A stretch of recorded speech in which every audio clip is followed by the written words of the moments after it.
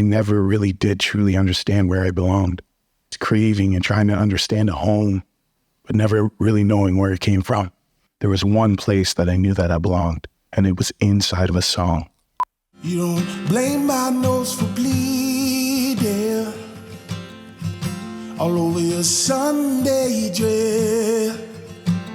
So there you go. It's gonna go aga Logan Staats, yo guts. I want to kneel get the door and gun yuck the hog and you will go enjoy the sway the kneel guido. My name is Logan Staats. I'm a singer-songwriter from Six Nations, Grand River, Mohawk, Turtle Clan, and I've been nominated for Roots Album of the Year at the JUNOS.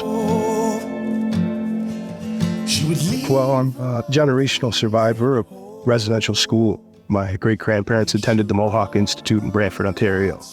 So I think that process of reclamation, that need to find out where I belong, has always kind of been engraved in my music, you know, and that separation from my culture and that sense of belonging has always kind of found its way into my musical journey and you know, just my music as a whole.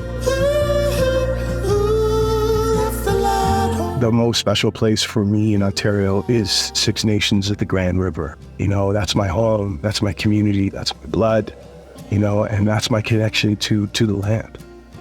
There's a special sound that resonates from our reservation, and especially Six Nations. You know, I feel very, very blessed to have grown up there.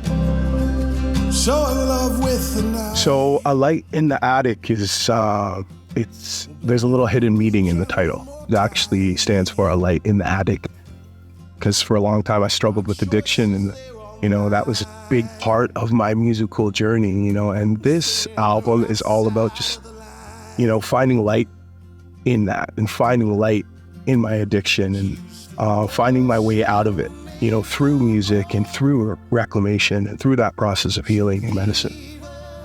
What I hope people take away from it is that, you know, no matter how dark things get, there's always, you know, a light, you know, and there's always something to focus on and a reason to keep going and pushing and breaking through those walls.